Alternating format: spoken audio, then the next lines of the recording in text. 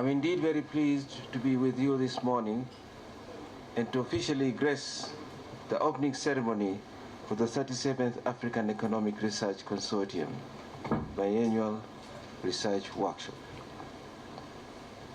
A memorable event like this provides a timely opportunity for scholars in the economic discipline and African policymakers to address the opportunities and challenges in sight with regard to the continent's development.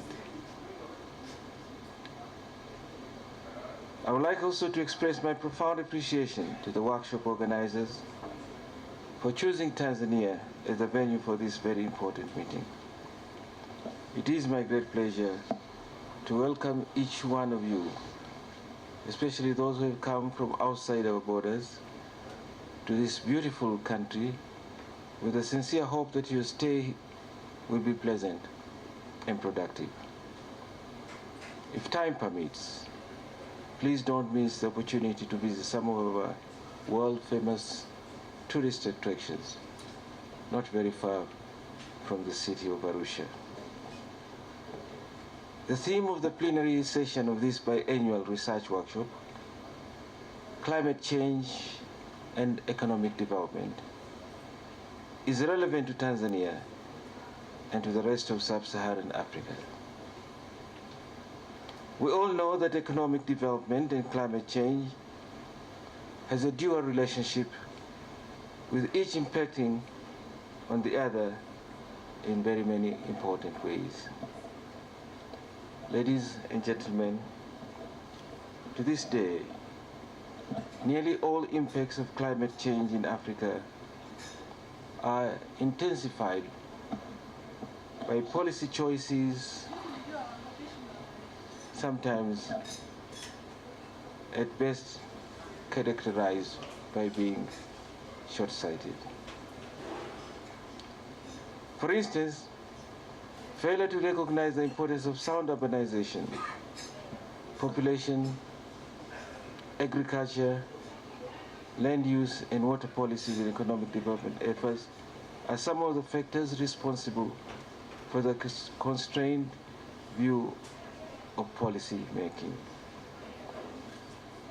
Here in Tanzania, the Intergovernmental Panel on Climate Change, IPCC, fourth assessment report has found that Mount Kilimanjaro glaciers and snow cover have been retreating. That is, 55% of glacier loss between 1962 and 1962 to 2000 has been noticed. Over the 20th century, the spatial extent of Mount Kilimanjaro's ice field has decreased by 80%. It is suggested by some that if the current climatological conditions persist, the remaining ice fields are likely to disappear by the year 2020 for the first time in 11,000 years. The National Vulnerability and Adaptation Assessment of Tanzania also estimates that northern and southern eastern sectors of the country would experience an increase in rainfall ranging from 5% to 45%. The central, western, southwestern, southern and eastern parts of the country might experience a decrease in rainfall of 10% to 15% in the near future. For a country that boasts of having capacity to feed itself and also contributing to the food demand in our neighboring countries, this is a very serious issue. Thus, maintaining the current attitude towards climate change will definitely affect us adversely in few years to come. For this reason, mainstreaming climate change in the development agenda is one important area that some African countries are now attempting to do. Preparation of strategies and policies that would help follow climate resilient and low carbon development path is a general option that is available. Consequently, analysis of economic cost of impacts as well as mitigation and adaptation costs needs to seriously take into account climatic uncertainties. Whereas it has been noted that a number of broad policy measures have been tried out to address matters that relate to climate change in sub-Saharan Africa, we in Africa, and indeed in numerous other developing countries, still have a long way to go. For instance, what effective measures should governments take to ensure this issue of climate uncertainty is dealt so that African countries can achieve long-term development?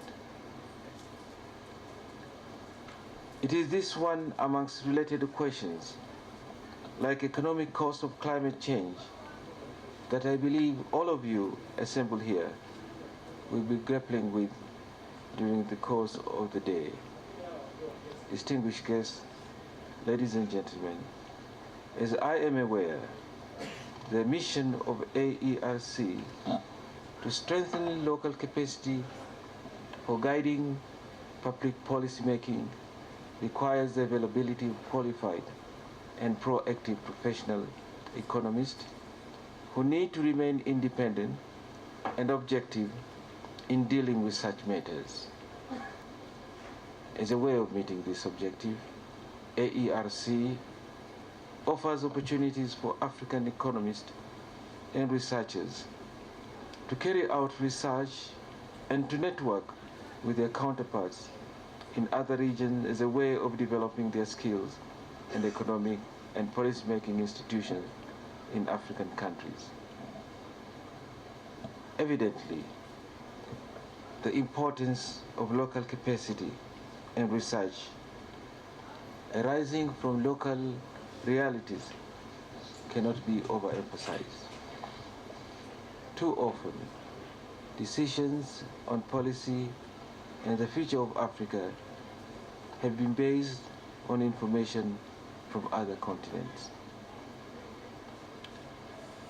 By building local capacity, AERC is taking a lead in identifying factors that will contribute to growth and poverty reduction in academics and policy practitioners to address the problems our economies face in ways that make sense for us in the continent, with a view of brighter future for our people.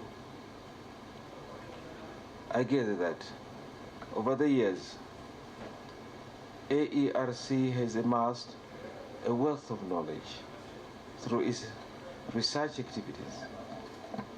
In this regard, I commend AERC for devoting time and resources to share this knowledge, particularly the policy research findings, with policymakers and economists in the continent twice every year through the plenary of biannual research workshops. I know that previous plenary sessions have addressed such topics as gender and economic development, institution and service delivery, growth, inequality and poverty nexus, and infrastructure and structural transformation, among others.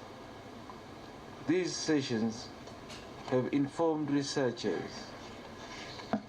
about the latest developments in economic policy research, provided a forum for sharing of experiences, and promote a closer relationship between researchers and policymakers. As indicated by the head of this institution, the coming head of the institution, that you have contributed in so many ways in producing very capable people who are now heading or leading very important institutions in our countries. You have trained many people, many researchers, and indeed all these do find time in many occasions to enter into dialogues with key policymakers in our countries. This is definitely the case in Tanzania. Ladies and gentlemen, I'm pleased to know that this workshop is graced by the participation of over 100 researchers representing more than 20 African countries, as well as resource persons from this continent and the rest of the world. Evidently, the workshop will be a haven of fruitful discussion as you will all exchange knowledge, experiences, and ideas in your deliberations.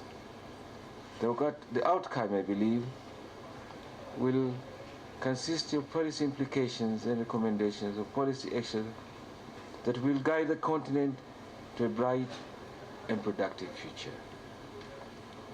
Distinguished guests, ladies and gentlemen, in conclusion, allow me to once again thank the AERC, the convener of this very important meeting, and the researchers and participating policymakers for making time to share and exchange experiences on the challenges of climate change and economic development in Africa. As you participate in shaping the future of our economies and our people, I do wish you all very prolific deliberations and look forward with great anticipation to receiving the conclusion of your discussions. With these few remarks, ladies and gentlemen, it is now my great honor and pleasure to declare this 37th plenary session of the AERC Biannual Research Workshop officially open. Thank you.